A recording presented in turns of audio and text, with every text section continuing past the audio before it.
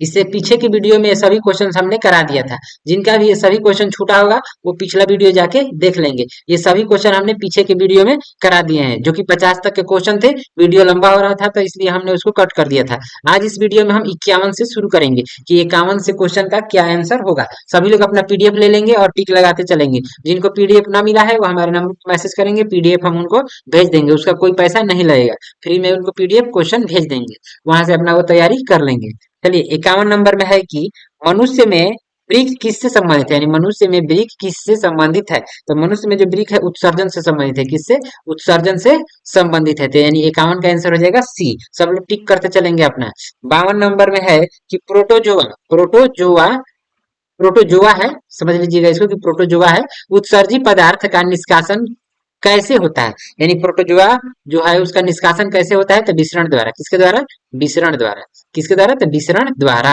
आगे है 53 नंबर में कि चालनी, चालनी नलिकाएं पाई जाती है। चालनी नलिकाएं किसमें पाई जाती है, तो फ्लोएम में। किसमें? फ्लोएम में।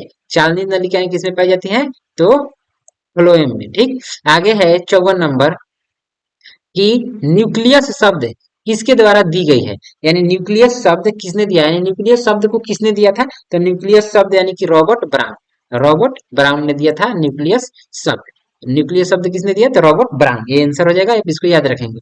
55 में है कि पौधों में भोजन किस रूप में जमा होता है। पौधों में भोजन किस रूप में जमा होता है, तो स्टार्च। किस रूप में जमा होता है, तो स्टार्च के रूप में पौधों में भोजन जमा होता है। आगे है 56 नंबर। 56 नंबर में है कि मानव हृदय किससे घिरा हुआ है। किससे घिरा हुआ है, तो इसका आंसर होगा पेरिकार्डियम झिल्ली, जो कि ऑप्शन अगले पेज पे है, हम आपको दिखा दे रहे हैं। आंसर याद रखिएगा, पेरिकार्डियम झिल्ली। यहाँ का आपको ए में है पेरिकार्डियम झिल्ली, तो इसका आंसर हो जाएगा ए नंबर, पेरिकार्डियम झिल्ली होता है। झिल्ली इसमें जोड़ दीजिएगा, आप लोग लिख भी सकते हैं, पेन लेके बैठिए और इसमें लिखते भी चलिएगा। ठीक। आगे है 57 में कि मुख गुहा में आहार का कौन सा भाग भाग का पाचन होता है। यानी मुख गुहा में आहार का कौन सा भाग का पाचन होता है, तो इसमें आपको कार्बोहाइड्रेट का पाचन होता है। किसका? कार्बोहाइड्रेट का पाचन होता है। आगे है 58 नंबर में कि मनुष्य में श्वेत रक्त कोशिकाओं का जीवन अवधि, श्वेत रक्त मतलब डब्ल्यूबीसी, व्हाइट ब्लड सेल की जीवन अवधि कितने दिनों का होता है। तो जो श्वेत रक्त कणिकाएं होता है उनका जीवन काल 12 से 20 दिन होता है, 12 से 20 दिन का होता है। और आरबीसी का 120 दिन, आरबीसी का 120 दिन। तो इसको याद रखिएगा दोनों को। आगे है 59 नंबर। 59 नंबर में है कि ऑस्टोमाटा के खुलने और बंद होने की क्रिया को नियंत्रित कौन करता है। ऑस्टोमाटा के खुलने और बंद होने की क्रिया को नियंत्रित आपको करता है द्वार कोशिका। कौन करता है? द्वार कोशिकाएं। कौन करती है, तो द्वार कोशिकाएं। आगे है 60 नंबर में कि अमीबा अपना भोजन किसके द्वारा पकड़ता है। तो अमीबा जो है ना अपना भोजन किसके द्वारा पकड़ता है, तो ये हो जाएगा कुटपाद द्वारा। पाद, अमीबा से रिलेटेड जहां भी कुटपाद दिखे उसको आपको टिक कर देना है, ज्यादातर कुटपाद ही सही हो जाता है। तो अमीबा अपना भोजन किसके द्वारा ग्रहण करता है या पकड़ता है, तो कुटपाद के द्वारा, यानी ऑप्शन नंबर बी। आगे है 61 नंबर में कि वृक्क के संरचनात्मक एवं क्रियात्मक इकाई, इसको एकदम वीवीआई करके रखिएगा कि वृक्क के संरचनात्मक एवं क्रियात्मक इकाई को कहते हैं। तो क्रियात्मक इकाई को नेफ्रॉन कहा जाता है। इसको क्या कहा जाएगा, तो नेफ्रॉन। नेफ्रॉन एकदम वीवीआई क्वेश्चन है, हर साल आ जाता है कि वृक्क के संरचनात्मक एवं क्रियात्मक इकाई को क्या कहते हैं, तो नेफ्रॉन। ठीक। आगे है 62 नंबर की पत्तियों में गैसों का आदान प्रदान किसके द्वारा होता है। तो पत्तियों में जो है गैसों का आदान प्रदान जो होता है रंध्र के द्वारा होता है। किसके द्वारा? रंध्र के द्वारा। तो ऑप्शन नंबर सी इसका सही हो जाएगा। आगे है 63 नंबर में कि निम्न में कौन उत्सर्जी अंग है। निम्न में कौन उत्सर्जी अंग है, तो इसमें आपको उत्सर्जी अंग हो जाएगा वृक्क। वृक्क एक उत्सर्जी अंग है, वृक्क एक उत्सर्जी अंग है। 64 नंबर में है कि मत्स्य का मुख्य श्वसन अंग है। मतलब मत्स्य का मुख्य श्वसन अंग कौन है, तो मत्स्य का मुख्य श्वसन अंग हो जाएगा गिल्स। यानी मछली किसके द्वारा सांस लेती है, तो गिल्स के द्वारा, जिसकी सहायता से वो पानी में भी सांस ले पाती है। आगे है 65 नंबर। 65 में है कि निम्न में कौन लैंगिक जनन रोग नहीं है। नहीं है, ध्यान देना है, नहीं है। हड़बड़ी में रोग है पढ़ नहीं लेना है, यहाँ पे देखना है कि नहीं है कह रहा है। तो नहीं है तो एड्स तो होता है, लैंगिक जनन रोग गलत हो जाएगा।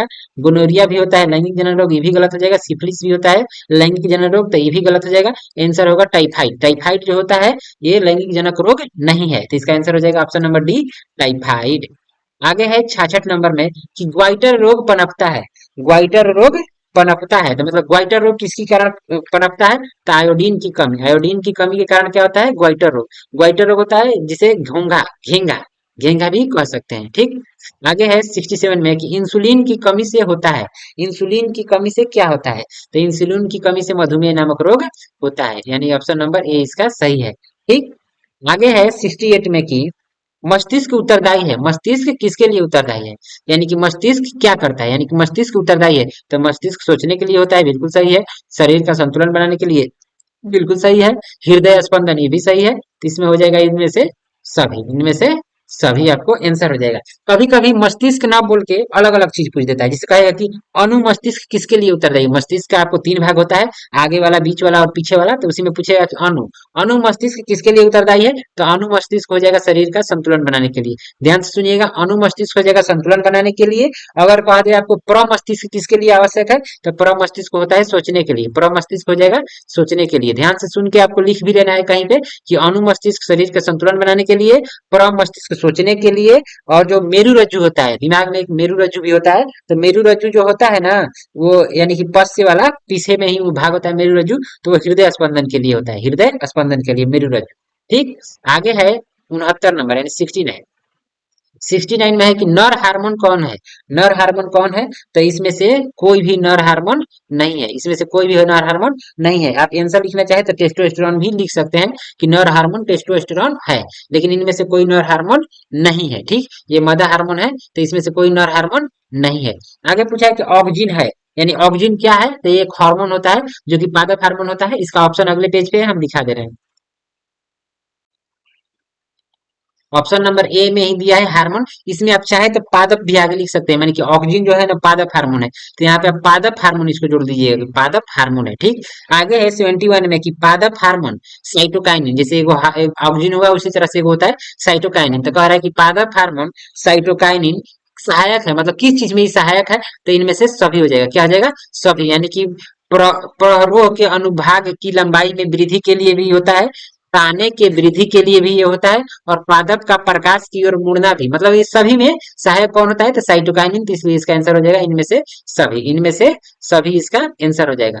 आगे है 72 में कि मस्तिष्क का कौन सा भाग शरीर की स्थिति एवं संतुलन का अनुरक्षण करता है, यानी मस्तिष्क का कौन सा भाग शरीर की स्थिति एवं संतुलन का अनुरक्षण करता है। तो हमने देखिए अभी आपको पीछे बताया था कि कौन कौन बनाता है इसका स्थिति और संतुलन, कौन करता है, तो अनुमस्तिष्क। कौन करता है, अनुमस्तिष्क। तो आपको एक ऑप्शन नंबर अनुमस्तिष्क, ये देखिए अग्र है, ये एक सेकंड रुकिएगा, ये अग्र लिखा हुआ है, तो अग्र नहीं होगा, अनु होगा। क्या होगा, अनुमस्तिष्क, यानी ऑप्शन नंबर सी अनुमस्तिष्क। अग्र नहीं, ये अग्र है, तो ये वाला गलत हो जाएगा, अनुमस्तिष्क इसका आंसर हो जाएगा। आगे है 73 नंबर में कि ऑटू ग्रंथि को थायरॉक्सिन हार्मोन बनाने के लिए आवश्यक है। तो ऑटू ग्रंथि को थायरॉक्सिन हार्मोन बनाने के लिए क्या आवश्यक है? देखिए आप कहीं कहीं अगर गूगल पर सर्च कीजिएगा तो इसका आंसर दे देगा सोडियम, लेकिन सोडियम है गलत।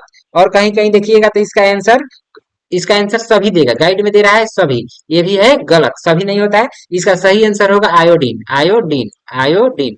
और से होता है आयोडीन, आप लोग लिख लीजिएगा आयोडीन पूरा। यानी कि ऑटो ग्रंथि को थायरॉक्सिन हार्मोन बनाने के लिए क्या आवश्यक होता है, तो आयोडीन, आयोडीन आप लोगों को लिख लेना है इसी के बगल में कहीं कि आयोडीन इसका सही आंसर होगा। आगे है 74 नंबर में कि निम्न में कौन अनैच्छिक क्रिया नहीं है। अनैच्छिक क्रिया कहने का मतलब कि नहीं है, मतलब जिसे हम रोक नहीं सकते हैं अपने इच्छा के अनुसार, किसे हम रोक नहीं सकते हैं। तो वमन को तो हम आराम से रोक सकते हैं, चबाना भी हम रोक सकते हैं, मुंह बंद कर लेंगे चबाना बंद हो जाएगा। लार आना हम लोग चाहेंगे तो हमारा लार नहीं टपकेगा, चाहेंगे तो टपकेगा। लेकिन हृदय का धड़कना, अगर हम चाहेंगे या नहीं चाहेंगे फिर भी हृदय धड़कते रहेगा, हमारे बस में ही नहीं है, कोई अपना हृदय रोक नहीं सकता है। ठीक, तो इसका आंसर हो जाएगा हृदय का धड़कना। और ये समझ लीजिए कि एकदम वीवीआई क्वेश्चन है, ये आने के चांस इसके हैं।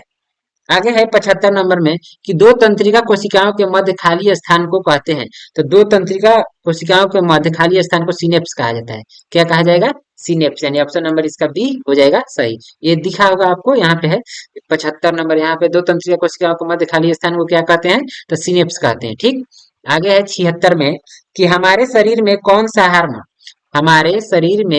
हार्मोन कार्बोहाइड्रेट, प्रोटीन व वसा के उपाचन का नियंत्रण करता है, यानी उपाचन का नियंत्रण कौन करता है, तो कहा गया थायरॉक्सिन, इसका आंसर हो जाएगा थायरॉक्सिन हार्मोन। थायरॉक्सिन हार्मोन जो है ये सब करता है। आगे है 77 में 77 में कि एड्रीनलिन हार्मोन स्रावित होता है। एड्रीनलिन हार्मोन कहाँ से स्रावित होता है, तो ये हो जाएगा अधिवृक्क। एड्रीनलिन हार्मोन अधिवृक्क से स्रावित होता है। यहाँ पे वृक्क था, ब्रिक था इसे, तो अधिब्रिक से क्या स्रावित होता है? Adrenaline hormone. आगे है 78 में कि पादपों में पाया जाने वाला हार्मोन, पादपों में पाया जाने वाला हार्मोन निम्न में से कौन है? मतलब निम्न में से कौन पादप में पाया जाने वाला हार्मोन है? तो पहले ही इसका आंसर दे दिया है, जिब्रेलिन। जिब्रेलिन कैसा हार्मोन है? तो ये पादप हार्मोन है, ठीक। आगे है 79। 79 में है कि कौन अंतःस्रावी और बाह्यस्रावी ग्रंथि जैसा कार्य नहीं करता है? कार्य नहीं करता है कह रहा है। कौन कार्य नहीं करता है ऐसा? तो अंडाशय, इसका आंसर हो जाएगा अंडाशय। अंडाशय ऐसा कार्य नहीं करता है, दोनों जैसा कार्य अंडाशय नहीं करता है, तो इसका आंसर हो जाएगा ऑप्शन नंबर सी। आगे है 80 में कि दो न्यूरॉनों के मध्य नहीं संपर्क बिंदु को क्या कहते हैं? तो ये भी इसका भी आंसर सिनेप्स होगा। दो न्यूरॉन, दो कोशिकाओं के मध्य खाली स्थान का है या दो न्यूरॉनों के संपर्क बिंदु का है, उसका आंसर क्या आ जाएगा? सिनेप्स। आंसर क्या होगा? सिनेप्स। आगे है 81 नंबर में कि कौन अंतःस्रावी ग्रंथि नहीं है? कह रहा है कि कौन अंतःस्रावी ग्रंथि नहीं है, बाह्य नहीं कह रहा है, अंतः कह रहा है। तो कौन अंतःस्रावी ग्रंथि नहीं है? तो इसमें से आपको हो जाएगा कि इसमें अंतःस्रावी ग्रंथि कौन नहीं है, तो इसका आंसर हो जाएगा वृष्ण। वृष्ण जो है अंतःस्रावी ग्रंथि नहीं है, और कहीं कहीं इसको गलत भी दे रहा है। इसका ओरिजिनल आंसर यहाँ लिख लीजिएगा, लार ग्रंथि। क्या हो जाएगा? लार ग्रंथि। लार, लार ग्रंथि। इसका सही आंसर हो जाएगा लार ग्रंथि। लेकिन इसको ब्रिक भी कीजिएगा तो सही हो सकता है, लेकिन कन्फर्म सही चाहिए तो वहां पे लार ग्रंथि कीजिए। ऑप्शन में रहेगा लार ग्रंथि और वही हमारा हो जाएगा आंसर। यहाँ ऑप्शन में लार नहीं है, तो इस आधार पे हम ब्रिक को टिक कर सकते हैं, लेकिन इसका सही आंसर होगा लार ग्रंथि, ठीक। आगे है 82 में कि निम्न में कौन पिट्यूटरी ग्रंथि से निकलने वाला हार्मोन है? निम्न में कौन पिट्यूटरी ग्रंथि से निकलने वाला हार्मोन है? तो वृद्धि हार्मोन। पिट्यूटरी ग्रंथि से कौन सा हार्मोन निकलता है? तो वृद्धि हार्मोन। वृद्धि हार्मोन कहाँ से निकलता है? तो पिट्यूटरी ग्रंथि से, जिसे मास्टर ग्रंथि भी कहा जाता है। क्वेश्चन में कभी पूछ देता है कि निम्न में कौन मास्टर ग्रंथि है? ग्रंथि की जगह पे ग्लैंड लिखता है कभी कभी, ग्लैंड इंग्लिश होता है उसका, तो आप लोग पिट्यूटरी ग्लैंड याद रखिएगा। पिट्यूटरी ग्लैंड या मास्टर ग्रंथि या उसी को बोला जाता है वृद्धि हार्मोन, उसी से निकलता है। तो इसका आंसर हो जाएगा 82 आंसर। अगला क्वेश्चन 83 नंबर अगले पेज पे हम दिखा रहे हैं। 83 नंबर क्वेश्चन देखिए, यहाँ पे दिया है कि तंत्रिका तंत्र की संरचनात्मक एवं क्रियात्मक इकाई को कहते हैं। मतलब तंत्रिका तंत्र की संरचनात्मक एवं क्रियात्मक इकाई को क्या कहते हैं? तो इसका आंसर हो जाएगा न्यूरॉन। क्रिया तंत्रिका तंत्र की देखिए, दो बार रिपीट हो गया क्वेश्चन, पीछे भी ये क्वेश्चन था, वहां भी न्यूरॉन था, और यहाँ भी इसका आंसर क्या हो जाएगा? न्यूरॉन। आगे है 84 नंबर में कि किसे रासायनिक दूत कहा जाता है? मतलब निम्न में से किसे रासायनिक दूत कहा जाता है? तो हार्मोन। किसको? हार्मोन को रासायनिक दूत कहा जाता है। हार्मोन को रासायनिक दूत कहा जाता है। आगे है 85 नंबर में कि 85 नंबर में दिया है कि आयोडीन की कमी से कौन सा रोग होता है? आयोडीन की कमी से कौन सा रोग होता है? घेंघा। घेंघा कौन सा रोग होता है? घेंघा। ये सब रोग आपको याद रखना है, काफी इंपॉर्टेंट है कि आयोडीन की कमी से कौन सा रोग होता है? तो घेंघा, ठीक। आगे है 86 में कि किशोरावस्था में होने वाले शारीरिक परिवर्तन का कारण है। किशोरावस्था में होने वाले शारीरिक परिवर्तन का कारण टेस्टोस्टेरोन और एस्ट्रोजन, ये नर हार्मोन है, यानी मेल। एम लिख दे रहे हैं मेल, समझ लीजिएगा, और एफ लिख दे रहे हैं फीमेल, यानी यहाँ पे लिख दे रहे हैं एफ। फीमेल हार्मोन है और मेल हार्मोन है, तो ये दोनों स्रावित होने लगता है किशोरावस्था में। तो इसका आंसर हो जाएगा ए और बी दोनों, ए और बी दोनों। इसका आंसर होगा ए और बी दोनों।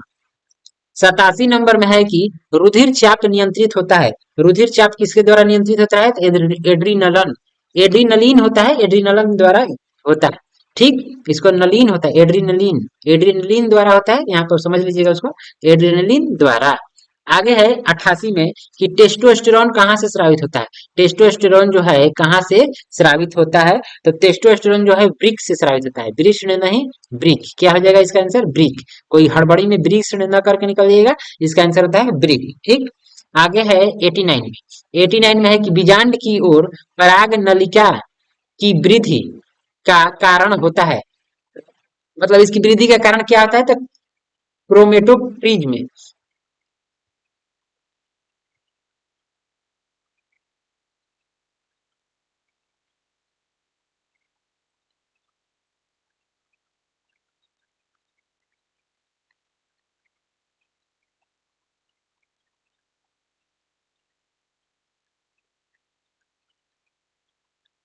मस्तिष्क का औसत भार होता है। औसत भार कितना होता है? तो औसत भार आपको करिएगा 1.4 केजी, मतलब दिमाग का औसत भार जो होता है ना 1.4 केजी होता है। मनुष्य का बात हो रहा है। इसी में अगर कह दे मेल और फीमेल अलग कह दे तो फीमेल का 150 ग्राम कम होता है, 150 ग्राम कम हो जाएगा। तो यहाँ पे खाली मस्तिष्क बोला है तो मस्तिष्क का हो जाएगा 1.4, यानी मानव मस्तिष्क का 1.4।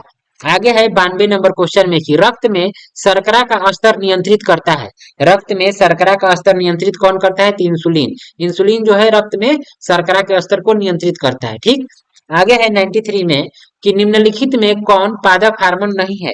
इसमें से कौन जो है पादप हार्मोन नहीं है? तो ये जो है पादप हार्मोन है, ये भी पादप हार्मोन है और ये वाला पादप हार्मोन नहीं है। तो इसका आंसर हो जाएगा सी, ऑक्सीटोसिन। ऑक्सीटोसिन, इसको हम मिटा दे रहे हैं, देख लीजिएगा, ऑक्सीटोसिन। इसका आंसर क्या हो जाएगा? सी नंबर ऑप्शन इसका सही आंसर हो जाएगा, ऑक्सीटोसिन। आगे है 94 नंबर में कि एड्रोजन है। एड्रोजन क्या है? एड्रोजन क्या है? तो एक नर हार्मोन। एड्रोजन क्या है? नर हार्मोन है। एड्रोजन, एंड्रोजन है तो एंड्रोजन नर हार्मोन है।